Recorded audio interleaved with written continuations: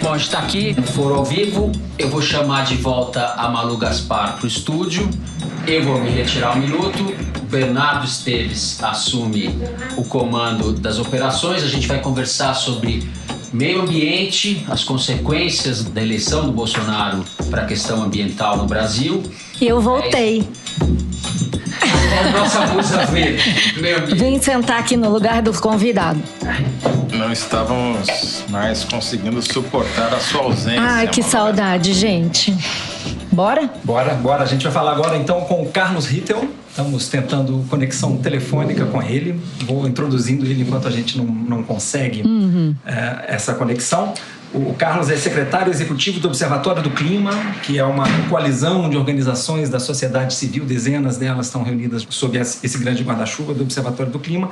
E a gente vai falar um pouco do que esperar de um governo Bolsonaro, né, na área de política ambiental. Durante a campanha, o Bolsonaro fez uma série de declarações que soaram como ameaça para os ambientalistas, né? Ele disse que fundiria o Ministério do Meio Ambiente com o Ministério da Agricultura. O Ministério do Meio Ambiente estaria subordinado ao Ministério da Agricultura. Depois ele voltou atrás, né? Mas disse que sairia do Acordo de Paris, também voltou atrás dessa intenção que ele anunciou.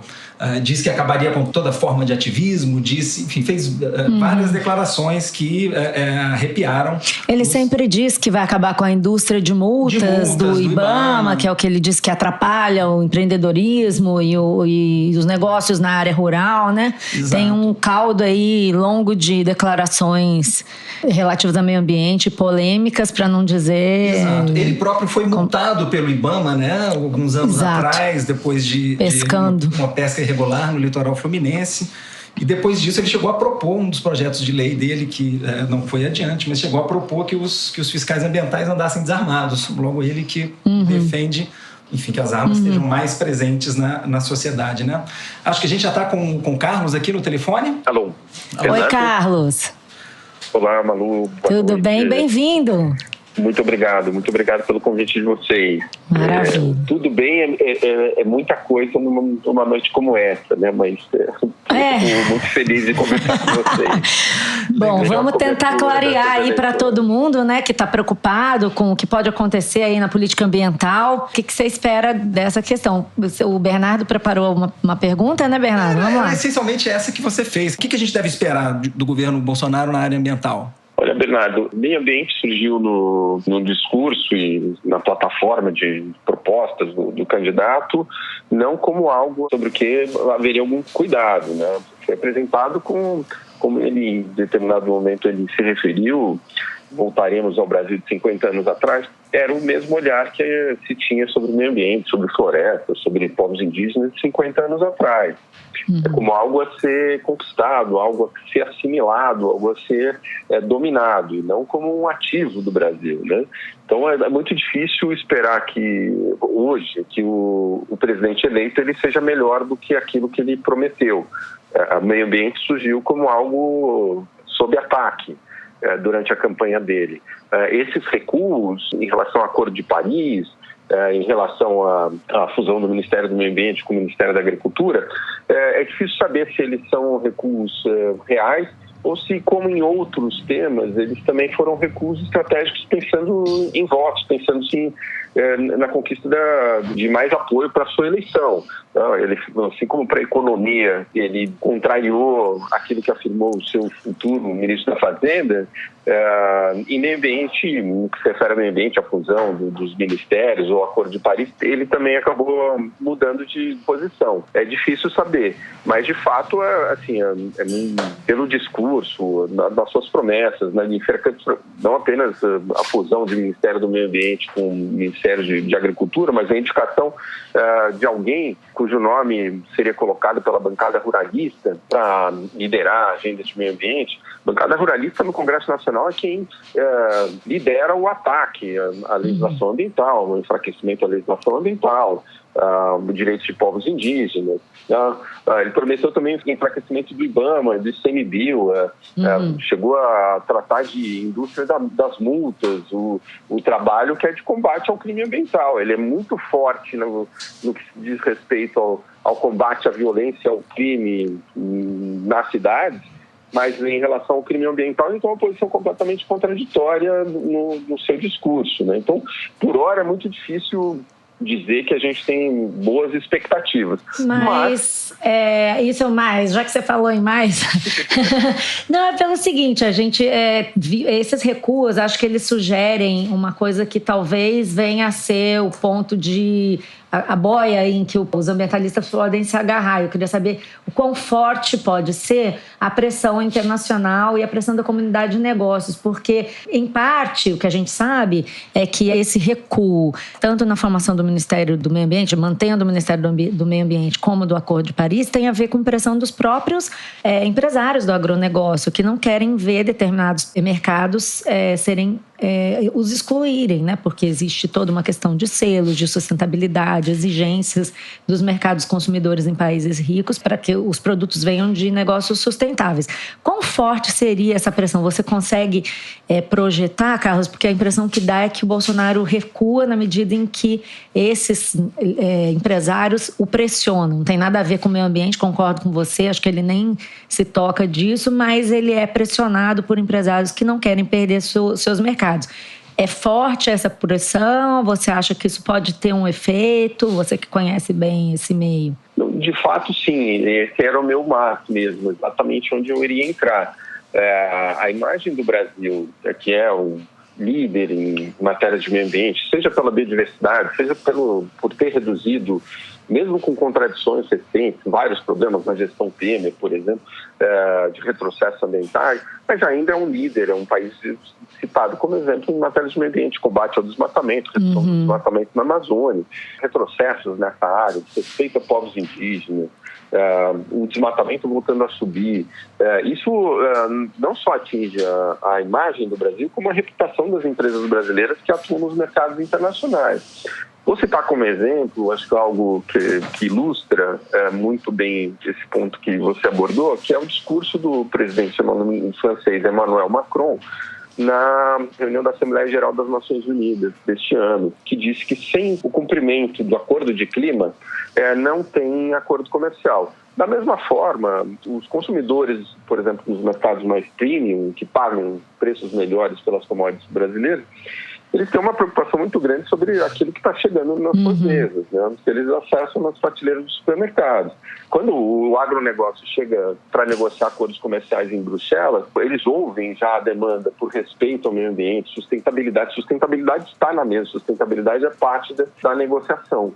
O passar por cima disso significa dar um imenso tiro no pé, né? Então a bancada ruralista, que está muito feliz com a eleição do seu candidato escolhido, ela pode chegar na situação da cobra que começa a comer o próprio rabo, né? Parece que está ganhando tudo aquilo que gostaria, mas de fato pode prejudicar em muito os negócios do Brasil, do agronegócio brasileiro lá fora. E isso, de fato, pode exercer alguma pressão. É o mundo real, né, Carlos? Rápido, né? Isso. O quão efetivo e quão rápido isso vai acontecer é difícil de mensurar. Mas a gente espera já nessas próximas semanas algumas indicações, inclusive de nome. Quem vai liderar meio ambiente no Brasil, desde a Constituição de 88, desde o governo Sarney, a gente pode dizer, sempre houve na agenda de meio ambiente uma pessoa que era da área. Foram vários ministros. A gente pode julgar e avaliar o desempenho, a performance de cada um deles, mas todos eram pessoas da área, com compromisso com o meio ambiente. Se ele indicar um nome diferente, alguém que quer estar ali para simplesmente evitar qualquer controle ambiental ou combate ao crime ambiental, isso já vai, de fato, indicar que a gente vai enfrentar grandes problemas e a pressão vai surgir. Agora, Carlos, não adianta nada ficar no Acordo de Paris se a gente não fizer nada para cumprir as metas com que a gente se comprometeu em 2015, né? No caso, o Brasil ficou de zerar o desmatamento ilegal até 2030 e reduzir em 43% as emissões de gases de efeito estufa em relação aos índices de 2005. Agora, o que a gente tem visto é que as motosserras andam a toda aí, né, nesse período de campanha eleitoral, né? Dados recentes de monitoramento do desmatamento em tempo real mostram que no último trimestre o índice subiu 61% em relação ao ano passado. Isso é um sinal do que vem por aí? É um sinal de que os desmatadores viram na boa performance eleitoral do Bolsonaro um sinal verde para ligar as motosserras? Sem dúvida. O cenário eleitoral ele já dá uma mensagem a quem comete os crimes, seja o desmatamento ilegal, derrubada de florestas, seja a violência contra agentes ambientais, contra povos indígenas, de que tudo será permitido ou muito será permitido. É uma preocupação grande. Como você disse, o ficar no Acordo de Paris, inclusive do ponto de vista burocrático, assim como no caso dos Estados Unidos, não adianta se a gente não tiver um compromisso efetivo do país na redução de emissões de gases de efeito estufa. Isso no Brasil significa, sim, combater o desmatamento, eliminar o desmatamento, até porque também a gente tem tantas áreas abandonadas de pastagens, subutilizadas ou degradadas, que não precisaria cortar mais uma árvore durante muito tempo para permitir a produção de alimentos, expansão da produção de alimentos para atender as nossas necessidades, inclusive para exportação. Talvez isso seja uma coisa que o Bolsonaro gostaria de ouvir, né? Se alguém convencer ele disso, talvez isso possa funcionar, né? De fato, sim, mas o que preocupa é que muita da pressão que se tem pela redução do controle e enfraquecimento da legislação ambiental está associado muito mais à perspectiva da posse, a propriedade, é a terra, é o mercado de terra mais do que a produção de alimentos, muito mais do que a produção de alimentos.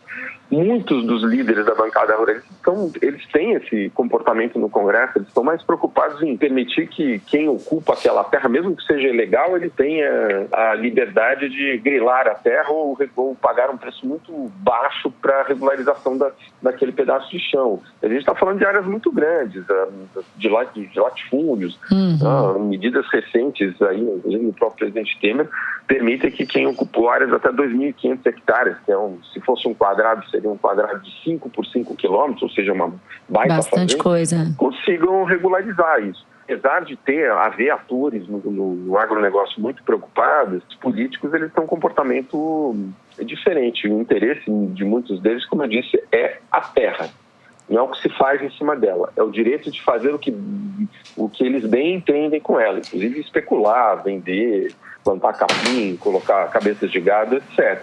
Mas o que eles não querem é controle nenhum. E com isso acaba sendo um desastre do ponto de vista ambiental, ruim para a economia, ruim para o clima do planeta. Agora você falou uma coisa que me deixou curiosa, que é o seguinte, a bancada dos ruralistas quer discutir posse da terra e aí me ocorreu o seguinte, nesse novo congresso vocês já mapearam o tamanho dessa bancada, se cresceu, como é que ela se configura, com que interesses os ambientalistas vão se defrontar no congresso hoje, qual o tamanho deles, qual é a cara que eles têm?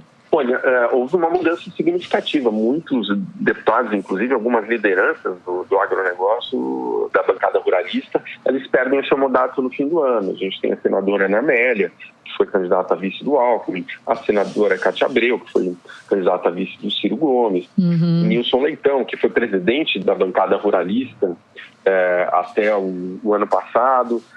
Há uma série de deputados que eram lideranças do agronegócio que saem. Então está desfalcada a bancada? Você acha que isso vai desarticular a bancada por um tempo? Esses 2 próximos meses são períodos em que as novas bancadas e aqueles novos eleitos, inclusive aqueles que nunca tiveram mandato, eles vão se agrupar. É difícil antever. Essas lideranças, elas eram lideranças importantes do agronegócio, muito vocais, muito fortes na defesa dos interesses da bancada ruralista. É difícil antever como isso vai se acomodar agora no novo Congresso. Como eu disse... É a bancada ambientalista. Qual é o tamanho dela? Então, a bancada ambientalista sempre ela foi mais reduzida, embora a gente tivesse pessoas assim, muito empenhadas, né, importantíssimas no exercício ali do seu mandato na defesa do meio ambiente, dos direitos de povos indígenas. Há também perdas, não? O ex-ministro Sarney Filho, que é deputado federal, se candidatou ao Senado, ele sai.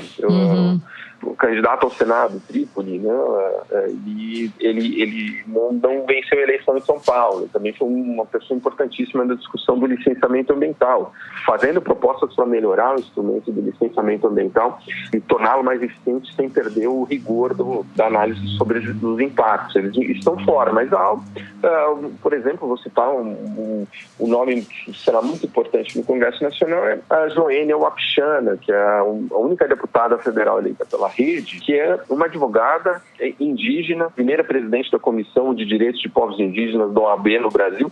Será um nome muito importante. Foi eleita pelo estado de Roraima e chega para o Congresso e com certeza vai defender os direitos de povos indígenas e também o meio ambiente. Esse diálogo, essa articulação toda, nós também estamos começando a fazer já com as lideranças que mantiveram seus mandatos e com os novos eleitos. Carlos, quando eu busquei conhecer a posição do candidato Bolsonaro sobre o Acordo de Paris, me chamou a atenção um certo despreparo dele ao se opor ao acordo por uma questão assim, de soberania sobre a Amazônia. Ele parece entender que, ao assinar o acordo, o Brasil poderia estar abrindo mão de parte da Amazônia. Ele sempre mistura essa discussão com um corredor ecológico que nunca saiu do uma das papel. Fake news que ele sempre divulga, que tem um acordo internacional para tomar conta da Amazônia, né? O triplo A. É uma fake news original, eu diria, uma das primeiras, né? Fake news raiz. Exato. Um negócio doido. Enfim, o acordo passa longe disso, né? E os filhos dele contestam a existência do aquecimento global que o acordo tenta combater, né? Enfim, ele está cercado de gente que contesta, né, esse fenômeno reconhecido por todos os cientistas que estudam a área. A gente tem alguma razão para acreditar que ele vai se cercar de gente que entende do assunto na hora de formular políticas públicas que vão envolver isso? Olha, é difícil dizer, até porque então, alguns dos nomes que foram citados aí sobre como possíveis pessoas para a área de meio ambiente se referiram ao Acordo de Paris de uma maneira assim, até vexatória, né? O líder aí da União Democrática Ruralista chegou a falar que o Acordo de Paris não serviria nem como, desculpe a expressão dele, como papel higiênico. E o Acordo de Paris é incrível que o presidente eleito ele esteja tão mal orientado sobre o que significa o Acordo de Paris e que faça referências à possibilidade de sair usando, como vocês disseram, essa ameaça do chamado triplo A. Esse corredor ecológico Andes, Amazônia e Atlântico nada mais é que um desejo de quem trabalha com conservação de que haja conectividade ecológica, ou seja, que as espécies que habitam nas diferentes regiões elas possam transitar. Não significa interferência sobre a soberania de qualquer país. Isso é meramente uma questão ecológica estrito sensu, né?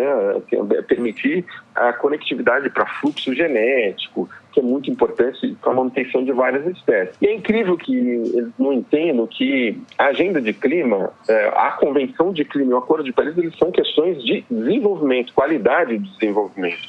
Não é uma agenda ambiental. O Acordo de Paris não é um acordo de meio ambiente, é um acordo de desenvolvimento que visa reduzir os riscos de todas as nações e do planeta como um todo, em virtude do aquecimento global provocado pelas nossas ações, e permite também às nações elas aprimorarem a qualidade do seu desenvolvimento, aproveitando a oportunidade. O que, no caso de um país como o Brasil, que tem tantas vantagens comparativas nas suas florestas, na agricultura sustentável, nas energias renováveis, deveria ser motivo de orgulho para qualquer presidente. Vou liderar essa agenda. Vamos ser os líderes no mundo da agenda de sustentabilidade, porque isso é bom para o planeta, é bom para a biodiversidade, mas é bom para os negócios, para a competitividade do país. Um país que ainda tenta sair de uma recessão econômica muito, muito complicada. Carlos, tem uma pergunta aqui para o Bernardo. Eu queria aproveitar a presença dele e a sua também aqui para a gente fazer, porque os ouvintes estão perguntando sobre política para a ciência. E aí, a gente está com o tempo corrido, eu vou fazer essa última pergunta para a gente encerrar. O Matheus L.D. Silva quer saber qual seria o maior impacto do governo Bolsonaro sobre a ciência brasileira. Aproveitando aí, já lembro aos ouvintes que o ministro da Ciência, que o Bolsonaro tem dito que ele quer nomear, é o astronauta Marcos Pontes. O que você acha, Bernardo?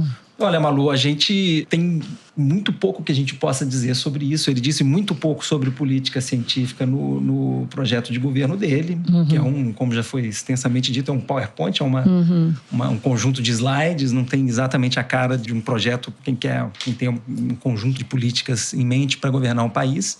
Ele não disse muito a que veio na área de ciência. Recentemente falou que quer subir até 3% do PIB o investimento ao longo do mandato, mas sem dar muitos detalhes, sem dizer muito de onde tiraria esse dinheiro.